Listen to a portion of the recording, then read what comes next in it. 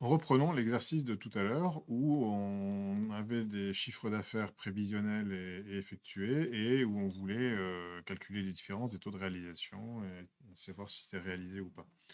Euh, donc, dans ce qu'on avait fait tout à l'heure, on a fait quelque chose d'assez rébarbatif qui était que quand on avait réglé la question de la formule qu'on doit mettre dans la cellule D2, on avait écrit à la main ce qu'on devait mettre dans D3. Donc on avait écrit égal C3 moins B2, etc. Donc, c'était assez rébarbatif.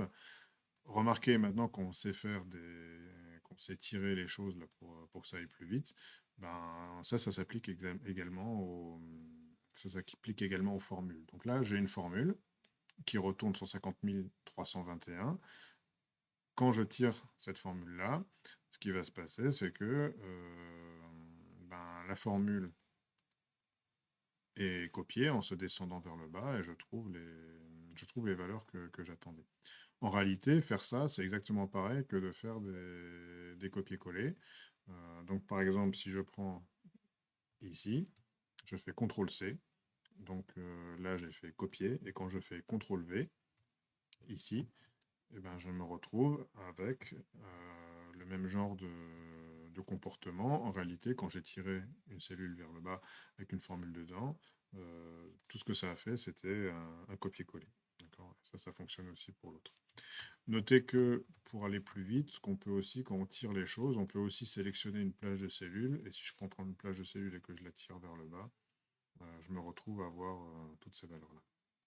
Voilà, donc ces choses-là sont très pratiques. Simplement, quand même, il faut remarquer que quelque chose s'est passé d'un petit peu curieux, hein. C'est que normalement, le contenu de cette cellule-là, c'est C2 moins B2. Donc on aurait pu craindre que quand je fais CTRL-C ici et ensuite CTRL-V là, on aurait pu craindre que je me retrouve avec C2 moins B2. Or, je me retrouve avec C3 moins B3. Ce qui se passe, c'est que quand je tire ou que je fais des copier-coller, quelque part, les références que j'ai à l'intérieur de mes formules de calcul, elles suivent la cellule dans laquelle je colle le résultat. Pardon. Donc ici, je me retrouve avec C2 moins B2, ici je me retrouve avec C3 moins B3, ici C4 moins B4, etc. Et puis là, pareil avec les divisions. Donc ça, c'est intéressant, hein, et là, ça nous a bien servi. Il se trouve que parfois, ça fonctionne moins bien. Alors, ce qu'il faut comprendre, c'est qu'en réalité, quand je fais un copier-coller ou que je tire vers le bas, cette référence-là, quand j'écris C2 moins B2, en réalité, ce n'est pas vraiment C2 moins B2. En réalité, ce qu'il y a derrière, c'est une case à gauche moins deux cases à gauche. D'accord. Et donc, quand je fais CTRL-C, c'est pas vraiment C2 moins B2 que je copie, c'est la formule qui dirait une case à gauche moins deux cases à gauche. Si bien que quand je fais le CTRL-V à cet endroit-là, eh ben, ce que je colle finalement, c'est une case à gauche moins deux cases à gauche.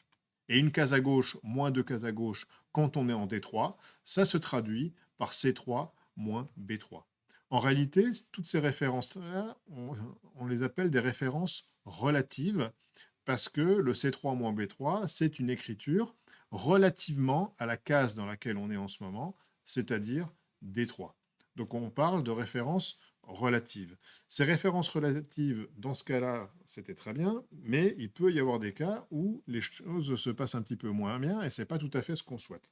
Prenons cet exemple-là.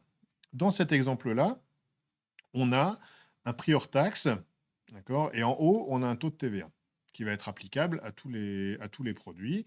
Et donc, ce qu'on voudrait, c'est calculer la TVA de manière à ce qu'on puisse calculer ensuite le prix toute taxe en ajoutant le taux de TVA. Donc là, comme il n'y a rien, hein, c'est comme si on ajoutait 0, la formule de calcul étant B4 plus C4 à cet endroit-là. Alors, ce 20% là, ce 20%, il faut, comme avant, se convaincre que ce n'est qu'une représentation finalement d'un nombre qui est stocké dans la cellule. Et si je l'affiche en tant que nombre, en réalité, c'est 0,2. C'est comme tout à l'heure. Donc, si je veux l'afficher en tant que pourcentage, eh effectivement, c'est 20%. Donc, ici, là, la formule de calcul, finalement, pour calculer pour calculer la TVA, c'est 1,5. multiplié par 0,2 et j'obtiens le bon résultat.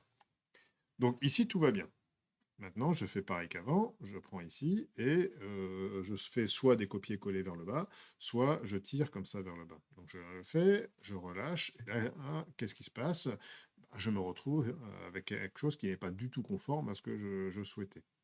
Donc simplement, qu'est-ce qui s'est passé là? En réalité, je rappelle que B4 et B1, ce sont des références dites relatives. Donc ce B4 et ce B1, ça ne veut pas vraiment dire B4 et B1. Ce B4, en réalité, il veut dire 1 vers la gauche. Et ce B1, qu'est-ce qu'il veut dire? Il veut dire 1 vers la gauche et 3 vers le haut. Donc en réalité, quand j'ai tiré vers le bas, ce que j'ai tiré vers le bas, c'est pas directement et de manière exacte B4 vers B1, mais ce que je tire vers le bas, c'est 1 vers la gauche multiplié par 1 vers la gauche, 3 vers le haut. Et donc, effectivement, ici, je me retrouve avec B5 fois B2. Et B5 fois B2, pourquoi? Parce que relativement à C5, puisque les références sont relatives, relativement à C5, j'ai bien une vers la gauche multipliée par, 3 par une vers la gauche et 3 vers le haut, etc., etc. Et donc, effectivement, c'est comme tout à l'heure, les références, finalement, ont suivi dans la formule de calcul. Elles ont suivi relativement à l'endroit où on faisait le collage. Simplement, avant, ça nous aidait bien, mais ici, ben, ça nous aide beaucoup moins et on est moins satisfait du comportement. Mais on va voir que il existe une syntaxe qui nous permet de remédier à cela et qui nous permet de référencer des cellules de manière absolue.